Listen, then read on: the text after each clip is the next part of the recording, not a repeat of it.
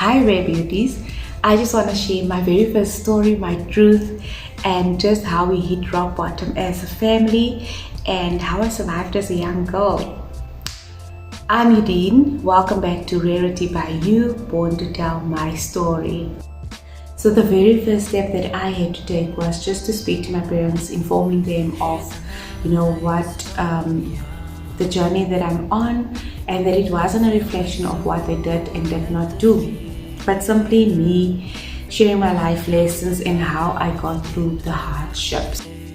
This is also me speaking my truth, something that I know they couldn't do back in the day. And they came into adulthood with their own brokenness and their untold stories and truths. So I'm just here to speak it, to wear it, and to own it, my truth. So let's speak it.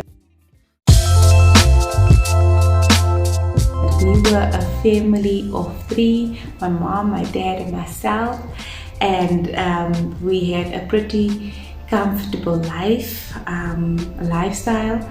We had a beautiful home, 3-bedroom home, and I had a beautiful room. We had beautiful furniture, we had lekker food, and it was just beautiful, memorable days as a family. This was now between the ages 3 to 5 years old. This is also when I met my first best friend, Nikki, and yeah, those years were great. I remember when it started hitting rock bottom. My dad lost his job and my mom was now the only provider, and things weren't okay anymore.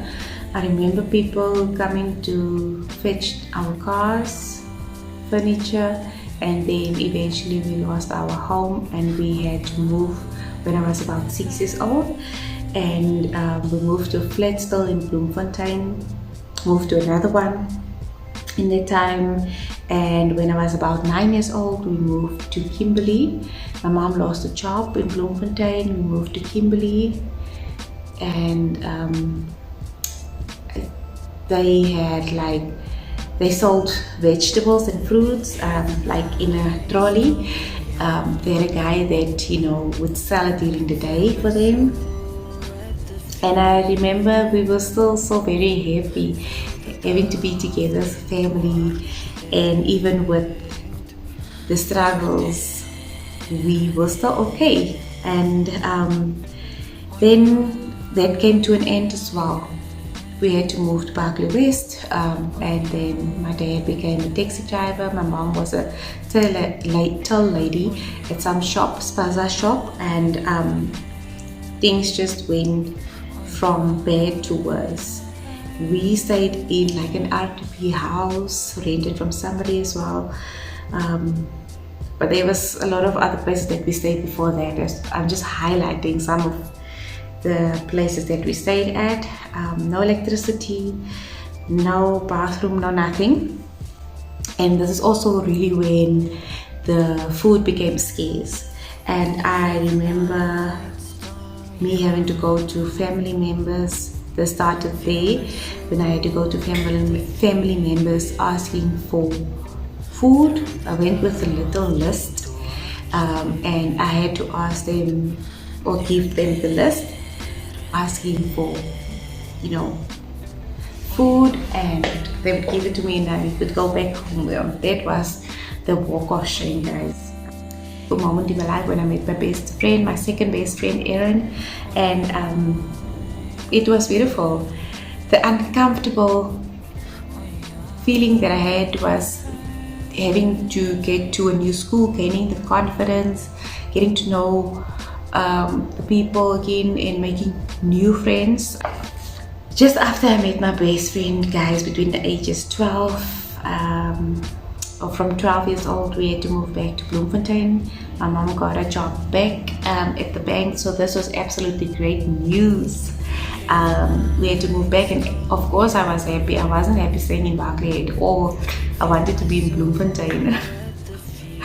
But then I was so sad having to move away from my best friend, and but my mom got a job back, and It wasn't a great start because now we didn't have any furniture left, and we moved into one room, so we had to start from the bottom again.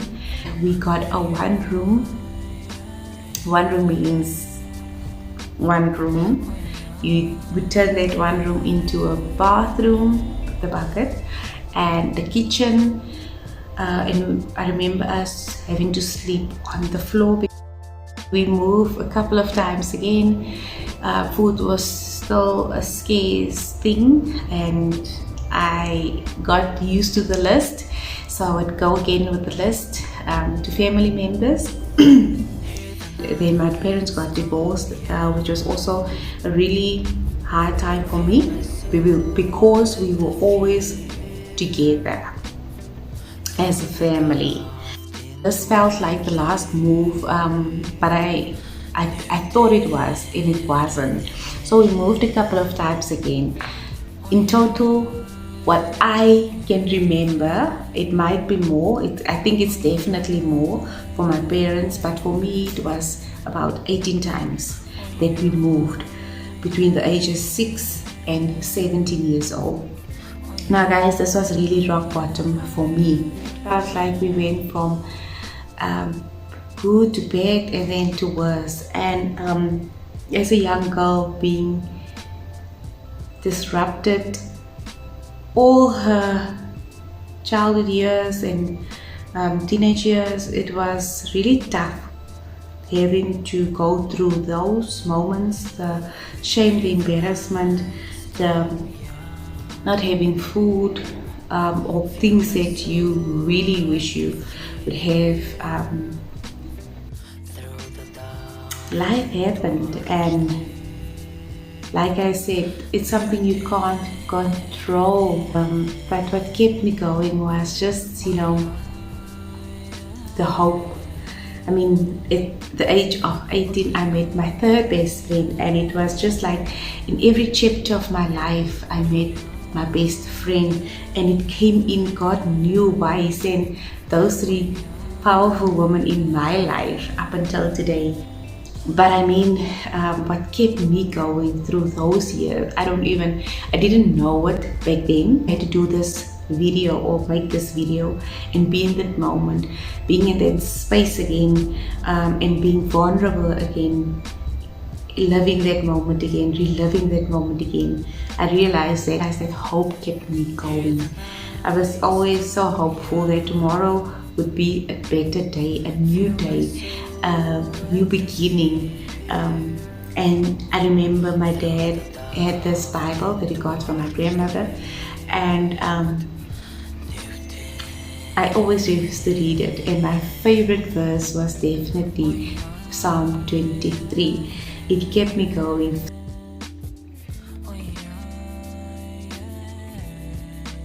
Even though I was so angry and ashamed, some days I was really just grateful for having a roof over my head, having my parents with me still, having food on the table.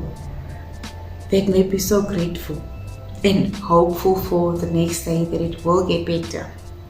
So I'm just trying to say, guys, never give up, never think that it will stay like that. Don't think that that's the end of you. No, it's not. Cling on to the hope, cling on to the faith. The little that you might have in that space, cling on to it. Tomorrow is a new day, and it may seem like forever, but God's timing is perfect. My life lesson in this was, you can be a 10 today and then a complete 0 tomorrow. When the going gets tough, put one foot in front of the other and just keep going. Thank you for watching, guys. I really appreciate it. And remember to speak it, to wear it, to own it, your truth, because we were born to tell our story. So guys, I believe that everyone has a story, and everyone's story matters, and there's some kind of freedom found every time you tell your story, honestly speaking. So don't forget to contact me. The details will be in the contact box below. If this was the kind of video that you could relate to, don't forget to like and subscribe and click the notification button, and also share with someone that you think might need to hear this story. I'm looking forward to you beauties sharing your stories with me, and thank you for watching once again.